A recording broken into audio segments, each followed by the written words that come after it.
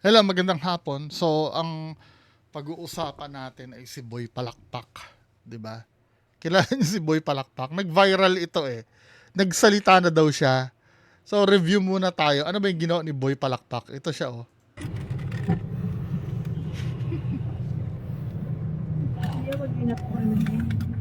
Mali lang ma'am, binibidyoan ko lang para maturuan ng leksyon.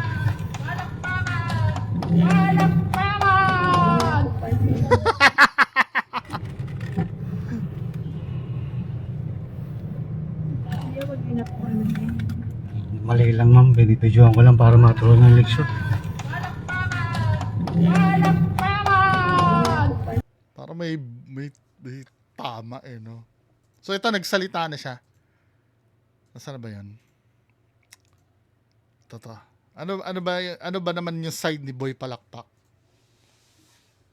Short yung video, pag anong way namin, dapat ang way niya doon sa kabila, hindi pa sa lubong pa ganon. Makapag-post lang sila, no? Ang galing. Pero yung taong sinira nila, hindi nila alam kung anong epekto. Dapat doon sa kabila, di ba?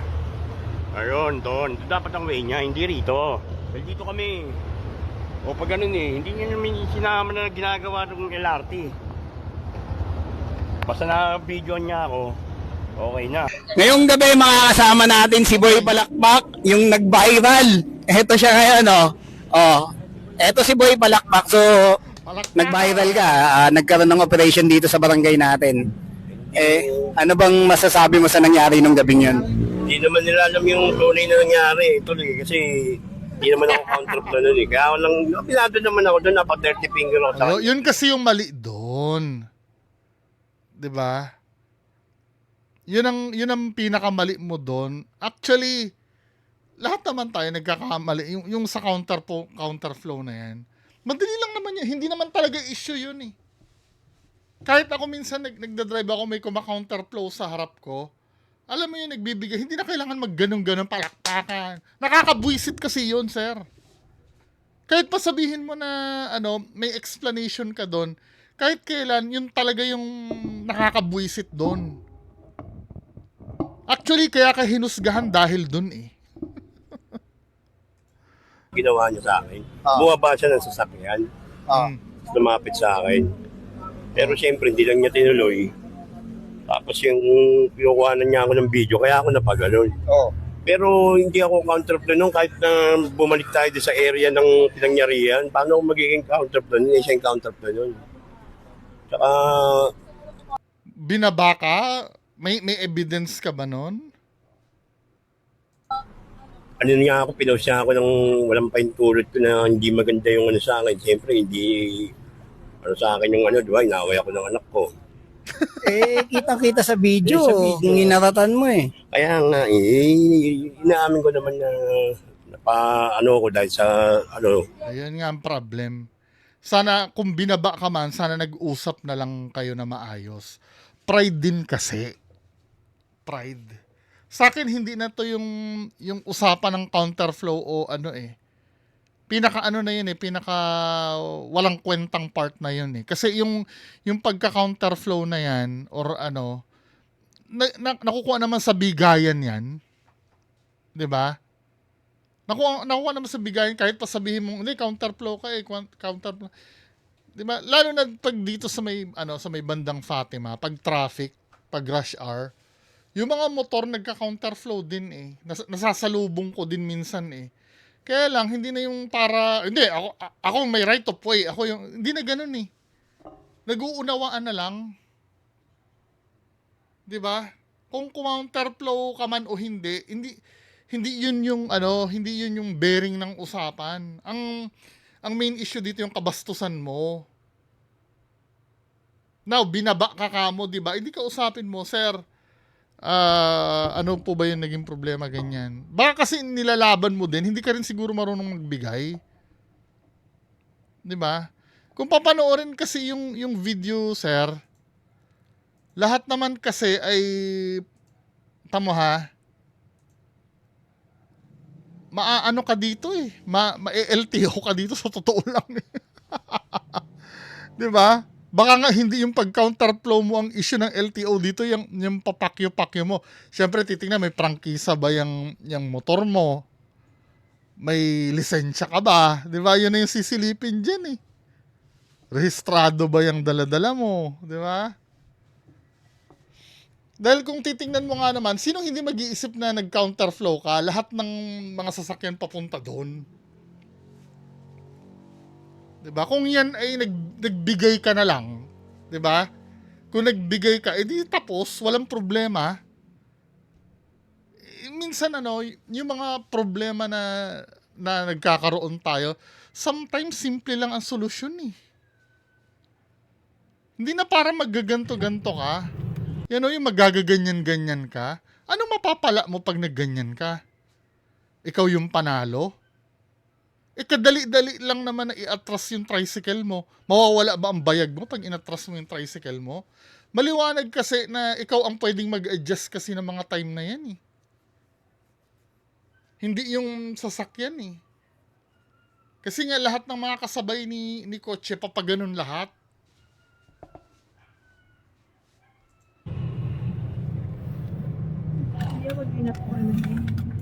Mali lang ma'am, binibidyoan ko lang para maturuan ng leksyon.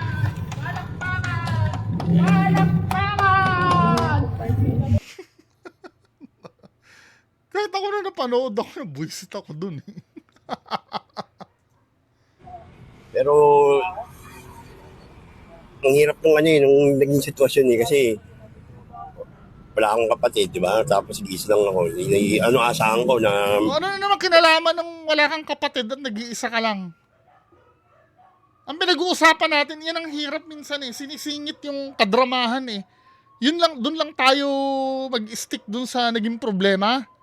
yung kakampi ko. Parang feeling ko na ako lang taga mag-isa. May something siya, no? Feeling ko may something siya. Inaway ako ng mga bata, ng anak ko, parang nung airpot ko. Hindi ko mapagtanggol sarili ko. Buti na lang yung mga polis natin. Shoutout na pala sa mga polis na taga Station 15. Na tinulungan ako gabi. Kumbaga, kinuwanan ako ng panic ko. Paliwanag ko naman po na maayos. Pati tiga Sector 6 sa project, Bakit Toro po. Salamat din po. Pati po sa City Hall. Pero Sabi, two-way talaga yun, hindi one-way. Depende sa ng Kita mo na. Ang feeling ko counterflow ka talaga. 'Di ba? Ang priority kasi doon sa daan na 'yon, yung mga papaganon, kung two-way man 'yun kasi sabi mo may ginagawa eh. Kasi ginagawa yung LRT ron eh. Oh, 'di ba? Ginagawa, parang kayo lang yung makikiano doon sa daan nila. Parang may karapatan nga yun talaga yung kotse. 'Di ba? Ikaw pa rin ang mali, men. Pero hindi ako counterflow doon dahil yung way niya po, papunta na nga yung stoplight eh, galing sa loob ng SM eh. Okay. Ang tutusin, siya yung counterflow. Ano sabi sa comment section?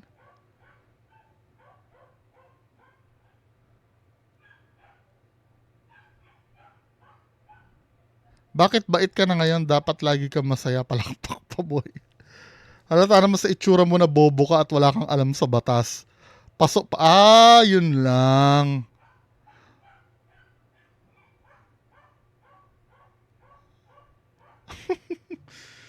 Yun lang. Kaya Anong balak mo? Paano siya yung counterflow? Lahat nga ng papunta doon. Lahat ng sasakyan. Granting na ginagawa yung sa may ilalim ng LRT, no? Ikaw lang yung makikisuyo na dadaan doon. Or kung halimbawa, 'di ba? Granting na talagang ang counterflow ay yung kotse sa di malamang dahilan. Sana hindi ka na naggagaganon-ganon at kakabwisit talaga yun, men. Kahit nga hindi ako yung kasalubong mo, napanood ko lang yung video na yun, nakakabwisit talaga eh. Sana po matulungan ko sino po yung may magandang loob dyan na nakakaano. Dahil po ako dito, walang alam sa ganyang paano po gagawa ng action din. Dahil sa Wala ka palang alam tapos ilalaban mo na ikaw yung tama. ginawa niya sa akin. Gusto mo siguro magdemanda, yun ang ibig mo sabihin. Pwede naman siguro, kaya lang patunayan mo na sinira ka. Hindi pwedeng Data Privacy Act yun kasi nasa public na lugar. Walang expectations ng privacy. O, wag kayo matigas ang ulo. Ilang beses na natin na-explain yung Data Privacy Act na yan. Kapag nasa pampublikong lugar, walang expectations ng privacy. Parang yun ang nangyari kay Yana Motovlog, di ba? Ang daming sumulsol na sa Data Privacy Act. Pati nga yung mga humuhuling enforcer, pwede mong videohan yun eh. Wala namang expectations sa privacy sa public eh. rin po gusto yung ang dito sa barangay namin, damay po lahat, no? Hindi, ikaw lang. Ikaw lang naman yung nakilala. Naghahanap ka pa ng kakampi eh. So, tanong ko lang, saan ba nangyari yung insidente na yon? Dito sa may bandang sa may Paramount, sa may North, sa may PMA. Sa may SM North EDSA, North Avenue. Doon. MRT itong pa. oras. O Sa LRT. ginagawang LRT ron, sinasara po yung daan doon. Di siyempre, magiging two-way yung mismong isang lane. Oo, pero ikaw lang yung makiki two-way doon. Hindi, huwag mo sasabihin na counterflow din yung kotse. Paano naging counterflow yung kotse? Ikaw lang talaga ang makiki sali. Doon. Para sabihin niyang one way. Kasi sa araw, bukas talaga yon parehas. Opo. Sa gabi, sinasara yon. Tapos, yung isang kalsada Ay, ginagawa. ganito. Di ka na sana nag-viral kung di ka bumiyahe, lalo na at pasok pala lisensya mo. Biri mo bawal dun dumaan mga tricycle. EDSA ba yun? Bawal talaga ang tricycle doon. Oo, EDSA yun, di ba? Yung ilalim ng bawal talaga tricycle doon. Tsaka wala ka pang lisensya. Maling-mali ka na talaga, min. Paso lisensya mo. Way. Opo. Yun naman pala eh. Ano yun naman pala? Paso nga daw ang lisensya. Tusin po, siya po yung counterflow doon eh. Taon lang na maraming sasakyan nakasabay dun sa way niya, kaya nagmukhang ikaw yung Like counterflow. po yung sa post niya. Siyempre, hindi naman niya pinost na bumaba siya ng sasakyan eh. Na nilapitan niya ako. Tapos, sa kanya ako ginawa ng video. Kaya, inamin ko naman po Bobo din. Pati nag-i-interview din eh. na napaano ko sa kanya. Yung dirty finger. Lumalabas sa social media, kuha daw ng dashcam, pero sa napanood Hindi naman namin, po- hindi naman po cellphone eh. dashcam yun eh. Kasi kung dashcam po yun, paano ko po makikita na binibidyoan ako? Kaya nag-post ka. Opo, kaya po ako napa-react ng gano'n. Kaya naano ko po siya ng palakpakan. Sabi ni isa sabihin na natin hindi ka nga nag-counterflow. Based sa LTO, dami mong violations, expired lisensya, pasong rehistro. Bawal trike sa dun sa kalsada kung saan nangyari incident. Dagdag pa natin yung kupal na inasal mo. Deserve mo yan. Dito ang tawarin po siyempre yung mga makikitid na dyan. Hindi. Na wala namang Hindi ka kitiran yun. Talagang mali ka pala talaga kahit saan tayo makapunta. tunay na pangyayari. Wala tayong magagawa sa social media. Kung ano yung unang nilang nakita sa video, sa Bobo din picture, itong syempre, nagdaan. komento na nila yon. Hindi rin po maganda yung nangyari sa akin eh. Yun. Unang-una, ang laking epekto ng ginawa niya po siyempre, yung naway ako ng anak ko. Tapos paglapas ko ng bahay, Ikaw ang sinisisi ng mga kapwa tricycle driver. hindi lang yun. Basta yung nakakakilala sa akin eh. Siyempre, ano yung sinasabi sa akin. Kasi di ka na sana nagagaganong-ganon eh. Diba? Hindi ka siguro ipopost nun kung hindi ka nagkupal-kupal dun, sir. Tapos, may mga banta po sa akin na ginto ganyan. Yun. Hindi ko naman po maiwasan yung ganun. Hindi ko naman po mapagtanggol sa sarili ko. Dahil ang hirap po ng ganito, yung feeling ko na wala akong kakampi. So, walang gustong Kaya sana mo po mapatulungan niyo po ako kung meron po katulad ni Senator Tulfo at kay Jay. Baka ikaw pang pagalitan ni Tulfo, wag na. Tama na yan, okay na yan, men. Kasi baka mamaya, ikaw pa yung pagalitan ni Tulfo. Eh, ba't ka nandun? Ang dami mong violation, no? Ano, kakampihan ka ni Tulfo? Wag na. Lalo ka mapapahiya doon. Yan, ganyan po. Sana po, makaharap po lang po mismo yung yung nag-post sa akin ng hindi maganda. Okay lang po. Salamat po. Kailan ba nangyari yun? Nung isang gabi nga po. Sa mga hindi nakakaalam, nung lumabas yung video nung isang gabi, nakapanood ko na yun. Nakilala ko kagad kasi kalugar ko to. So, yun, hindi namin inaasahan na magba-viral. Una, natawa talaga kami sa nangyari. Pero dahil nag-viral siya, alam ko na a-action yung gobyerno natin. Sa mga hindi nakakaalam, yan, pinuntahan ko na rito sa pilahan ng tricycle dito sa lugar namin. So, tignan natin kung ano yung magiging reaksyon ng mga tropang makakanood nito. Yun lang. Tingnan nga natin yung Boy Palakpak. Boy Palakpak. May iba pa bang details? Kasi naman sir eh. Ikaw na nga yung walang lisensya. Ikaw na nga yung walang rehistro. Tapos ikaw pa yung ganun.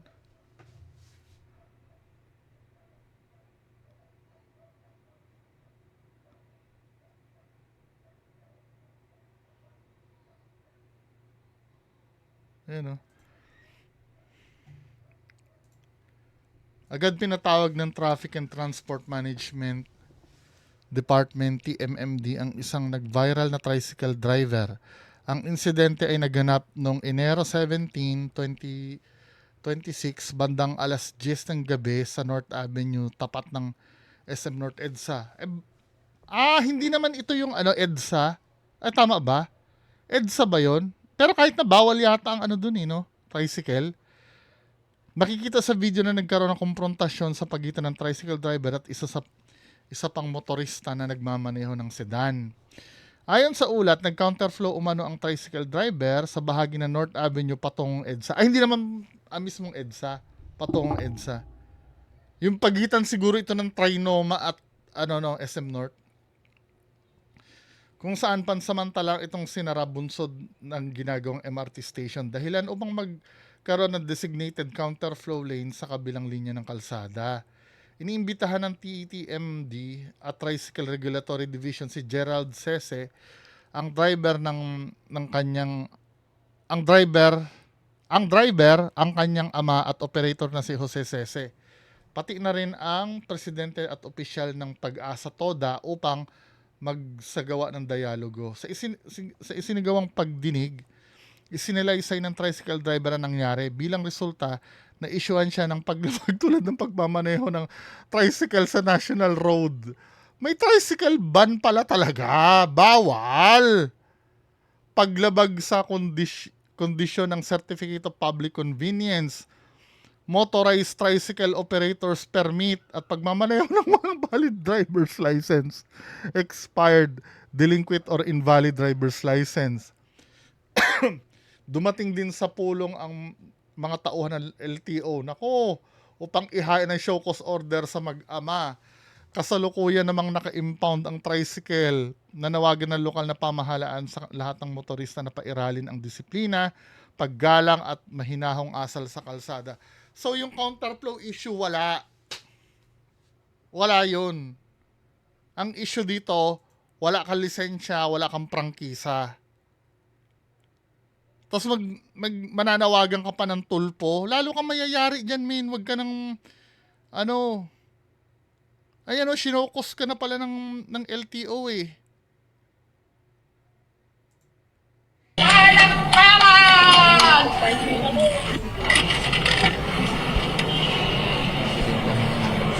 Hindi naman po talaga counterflow kasi po. Hindi na counterflow yung issue. Ang dami mong violation, hindi lang yun.